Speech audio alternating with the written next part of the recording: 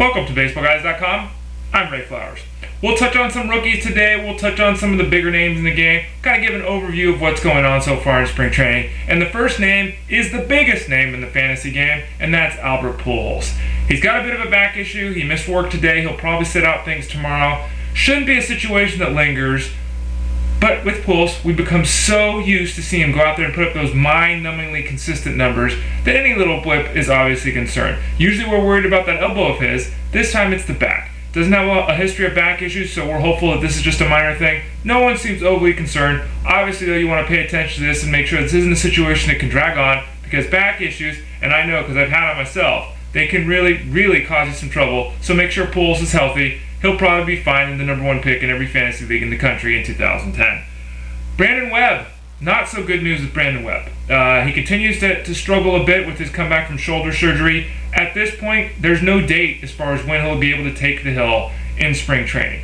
He hasn't necessarily had a major setback, nothing big, nothing where they've had to shut him down, but he just hasn't been able to push through some soreness. He hasn't been able to push through some ineffectiveness in locating his pitches, and he really hasn't been able to ramp up the speed of his pitches. At this point, the Diamondbacks are going to slow things down a bit, it looks like. Give him some extra time to get ready. It's almost a certainty at this point he will not be ready for the start of the season. Look for him, hopefully, to work through things and get back mid-April, late April. We'll have to wait and see, but right now, again, looks pretty certain that he won't open the year in the Diamondbacks rotation. Kevin Slowey, a pitcher who's had some good news on his end. Slowey had wrist surgery, had a couple of plates inserted in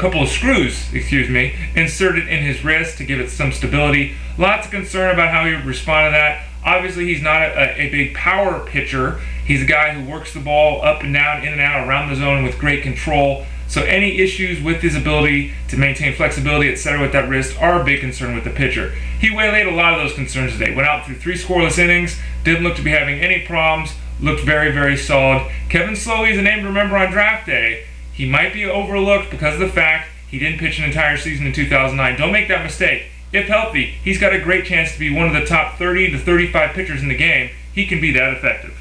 Joe Nathan, his teammate there in Minnesota, more concerns with Nathan. Nathan had some elbow surgery, had a few bone chips removed from that elbow.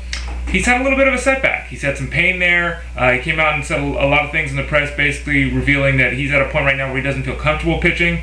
He doesn't think it's anything major, but they've sent him back for some extra looks with the doctor that performed the surgery. Follow-up MRI has been scheduled to kind of compare things. Hopefully this is minor. This happens a lot of times with guys come back from elbow surgery. They break up some scar tissue in there, they feel a little bit of pain and then push through it. Hopefully that's what it is for Nathan, who's been the most consistent closer in baseball since he joined the Twins in 2004. In that time period, he not only leads baseball in saves, he also has a 1.87 ERA during that time frame. Twins can sorely afford to lose their #1 guy out of the pen. Aroldis Chapman, he's arrived today, and look for the hype machine to go into overdrive after his performance in spring training on Monday. He was clocked as high as 102 miles an hour on some guns. Some other guns had him in the 99 to 100 mile an hour range, but the bottom line with Chapman is he came in, he threw gas, he only walked 1 batter, and he looked very good. He could probably help the Reds bullpen right now out of the bullpen. Whether or not he can be an effective starter at this point of his development is up for grabs.